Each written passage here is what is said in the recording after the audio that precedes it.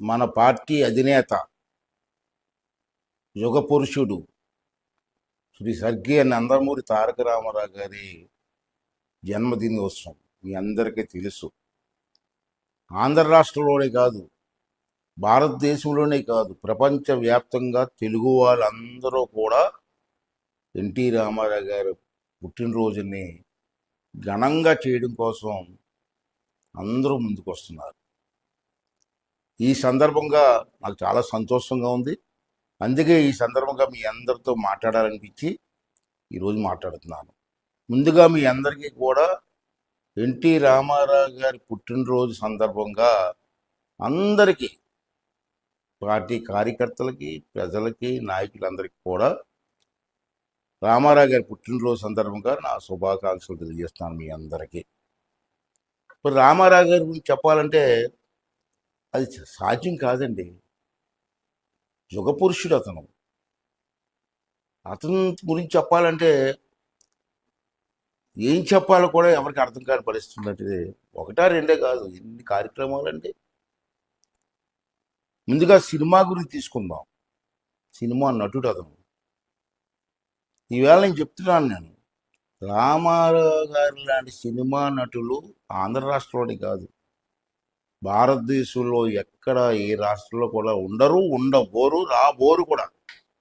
ఎందుకు ఈ మాట అంటానంటే నేను ఛాలెంజ్ చేసి చెప్తాను. నేను అతను నటించినటువంటి సినిమాలు వ్యాపారం కోసం కాదు, ప్రజల్లో చైతన్యం తీసుకురావడం కోసం అనేటువంటి సినిమాలు సొంతగా సినిమాలు తీశారండి. ఇప్పుడు ఉన్నటువంటి కుర్రవాళ్ళకి తెలియదు, పాత వాళ్ళకి తెలుసు. అంటే ఈ తరం వాళ్ళకి కూడా రామారావు గారి గురించి, రామారావు గారి చరిత్ర గురించి తెలియాలన్నదే నా భావన. దానికోసమే నా ప్రయత్నం. అందుకే నేను ఇందాక చెప్పాను ఛాలెంజ్ అని. ఒకే సినిమాలో 3 పాత్రలు ధరించి ఒకే ఫ్రేమ్లో నటించే నటుడు ఈ భారతదేశంలో ఎవరున్నా చెప్పండి. దానవీర సూరకర్ణ గంభీరమైన పాత్ర, దుర్యోధనుడి పాత్ర.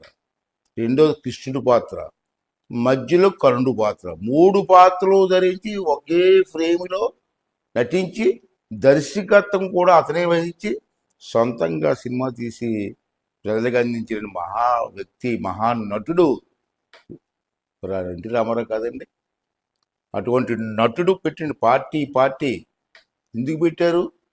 ఆంధ్ర రాష్ట్రం నష్టపోతుంది. ఆ రోజుల్లో రాష్ట్రాన్ని కాపాడుకోవాలా, నాకు ఈ గౌరవం మర్యాదలు వచ్చాయంటే ఆంధ్ర రాష్ట్ర ప్రజల వాళ్ళు వచ్చాయి నాకు, అంటే ఈ ప్రజలను ఆదుకోవాలని చెప్పి 82లో పార్టీ పెట్టారు, తెలుగుదేశం పార్టీ. ఒక వ్యాన్లో తిరిగి, ఏసీ కూడా లేదు ఆ రోజు వ్యాన్లో, మహానుభావుడు ఎండల్లో తిరిగి ప్రజలందరినీ కొలుసుకొని 83లో అఖండ విజయం సాధించారు తెలుగుదేశం పార్టీ. చాలామంది కామెంట్ చేశారు ఆ రోజుల్లో, రామారావు గారు సినిమా యాక్టర్ ఏ పరిపాలిస్తారు ఈ రాష్ట్రాన్ని, ముఖ్యమంత్రి చేయగలరా అని. కానీ అతను చేసిన పథకాలు చూసి మహానుభావులు, ఎంతో అనుకున్న వ్యక్తులు కూడా ముక్కుని వీలేసుకుని, అయ్యా మాకు ఈ ఆలోచన రాలేదేంటి అని ఆలోచించారు.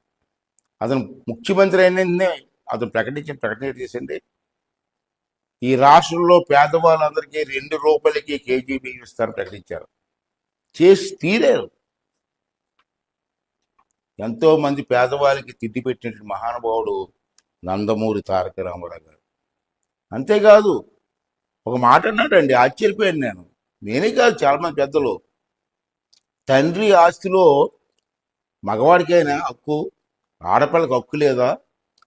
అదే తండ్రి పుట్టిన ఆడపిల్లకి ఎందుకు హక్కు లేదని చెప్పి ఆలోచించేసి తండ్రి ఆస్తిలో మహిళలకు వాటా కల్పించినటువంటి మహనీయుడు నందమూరి తారక రామారావు గారు.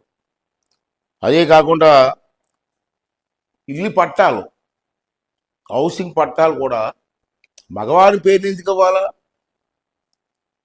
ఆ భార్య పేరుని ఇద్దాం, మహిళ పేరుని ఇద్దామని చెప్పి ఇల్లు పట్టాలన్నీ కూడా ఆడవాళ్ళ పేరుని ఇవ్వాలని చెప్పి చట్టం చేసి అమలు చేసిన వ్యక్తి నందమూరి తారక రామారావు గారు. అలాగే పక్కా ఇల్లులు, అప్పుడు రాష్ట్రంలో రామారావు గారు వచ్చిన పెంకుటిల్లు లేవు. అన్ని కమ్మల ఇల్లు ఉండి, కమ్మలతో కట్టిన ఇల్లుండి అవి చూసి చలించిపోయి మన పక్కా ఇల్లు కడదామని చెప్పి ప్రతి గ్రామాలు కూడా పక్కా ఇల్లు కట్టే కార్యక్రమానికి శ్రీకారం చుట్టింది నందమూరి తారక రామారావు గారు అని చెప్పి ఈ సందర్భంలో మనం చేస్తున్నాను. అలాగే మీరు చూశారు, రామారావు గారు రాకముందు రాజకీయ నాయకులు చదువు లేని వాళ్ళు కూడా ఎమ్మెల్యే లేరు. రామారావు గారు ఆలోచించి చదువుకున్న యువకులకి, చిన్న వయసు ఉన్న కుర్రవాళ్ళకి రాజకీయాల్లో తీసుకొద్దామని ఆలోచించేసి ఆ రోజుల్లో తెలంగాణ రాష్ట్రం మన రాష్ట్రం కలిసి ఉన్నప్పుడు 80% మంది కుర్రవాళ్ళకి, చదువుకున్న వాళ్ళకి బ్రహ్మాండంగా అవకాశాలు ఇచ్చి ఎమ్మెల్యేలు చేసిన వ్యక్తి నందమూరి తారక రామారావు గారు. ఆ రోజునే నేను కూడా 25 సంవత్సరాలు 83లో 25 సంవత్సరాలకే ఎమ్మెల్యేని అయ్యాను ఆ మహానుభావుడు దేవల్ల. అటువంటి విప్లవాత్మకమైన మార్పులు తీసుకున్న వ్యక్తి నందమూరి తారక రామారావు గారు అని చెప్పి ఈ సందర్భంలో మనం చేస్తున్నాం. ఒకటి అన్నారు ఆ రోజునే క్యాబినెట్ మీటింగ్లో, ఉద్యోగాల్లో మహిళలకు ఎందుకు, ఆడవాళ్ళకి ఎందుకు రిజర్వేషన్లు ఇవ్వకూడదని చేసి తీరాలన్నాడు. అంటే ఉద్యోగాల్లో కూడా మహిళలకు రిజర్వేషన్ కల్పించిన మహా వ్యక్తి నందమూరి తారక రామారావు గారు అని చెప్పి ఈ సందర్భంలో మనం చేస్తున్నాం. అంతేకాదు, మగవాళ్ళని రాజకీయాలు చేయాలా, ఆడవాళ్ళు చేయకూడదా, ఎందుకు చేయకూడదని చెప్పి ప్రశ్నించారు మమ్మల్ని.